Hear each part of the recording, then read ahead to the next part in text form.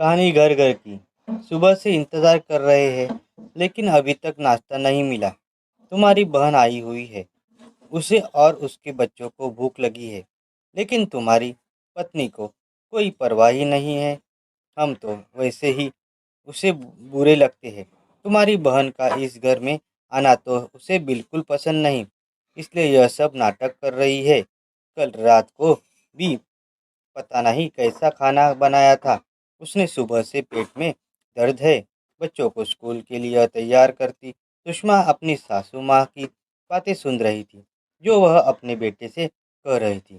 थोड़ी देर बाद वही माँ का लाडला और आज्ञाकारी बेटा गुस्से में लाल दंदनाते हुए सुषमा के सामने आकर खड़ा हो गया।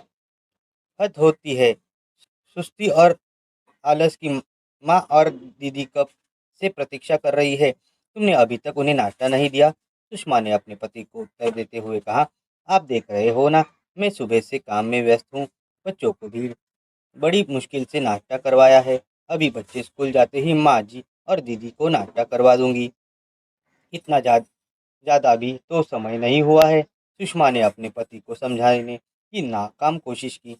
हाँ हाँ, तुम अकेले ही सुबह से काम कर रही हो। हम तो बस हाथ पर हाथ धरे बैठे हैं ना। बहाने बनाने में तो तुम माहिर हो। मेरे घर वाले तो वैसे भी तुम्हें एक आँख नहीं भाती। तुम्हारे अपने होते तो अभी तक नाश्ता करवा चुकी होती। मैं सब समझता हूँ तुम्हारी चालबाजी कि तुम्हें मेरी बहन का हमारे घर आना पसंद नहीं है, इसलिए तुम यह सब नाटक कर रही हो। माँ के आज्ञाकारी बेटे ने माँ की बात पति पत्नी से सामने दोहराई। पति की जहरीली बातें सुनकर सुषमा की सहनशीलता खत्म हो गई और उसका गुस्सा बच्चों पर निकलने लगा।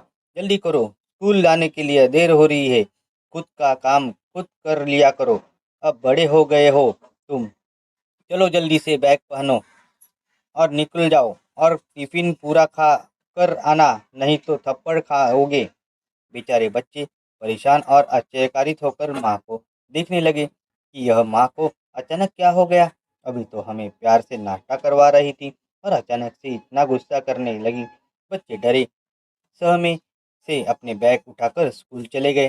पति की माँ, बहन और उसके बच्चों को नाश्ता मिल गया, लेकिन उन बेचारों बच्चों का डरा हुआ दिल और दिमाग नॉर्मल होने में बहुत देर लगी।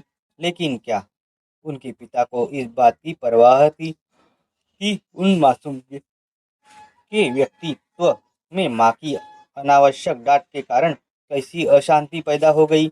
बिल्कुल नहीं, क्योंकि यह तो रोज होता ही रहता है और यह घर हर घर की कहानी है। आज नाश्ते को लेकर बात हुई, कल किसी और बात पर माँ को मन की शांति कहाँ से मिलेगी कि वह अपने बच्चों के को देगी।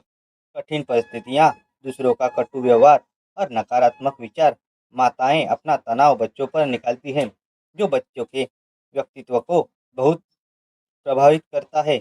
हमारे पूरे समाज को यह समझना होगा कि माताओं को शांतिपूर्ण माहौल देना कितना जरूरी है, और यह शांतिपूर्ण माहौल इन बच्चों के पिता के अलावा कोई नहीं दे सकता।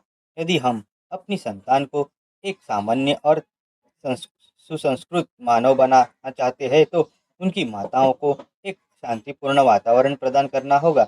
नहीं तो हमारे समाज में हर दूसरे घर में अव्यवस्थित मानसिकता वाली पीढ़ी पल रही है और परिणाम स्वरूप हमारा समाज नैतिक और मानसिक रोगियों से भरता जा रहा है। प्यारे दोस्तों, इस पर हमें ज़रूर ज़रूर विचार करना चाहिए।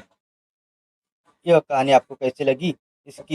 इस कहानी के ऊपर आपकी राय कमेंट कर ज़रूर बताएं। कहानी अच्छी लगी हो तो कहानी को लाइक कीजिए, शेयर कीजिए और चैनल पर नए हैं तो चैनल को सब्सक्राइब कीजिए। कहानी सुनने के लिए बहुत बहुत धन्यवाद।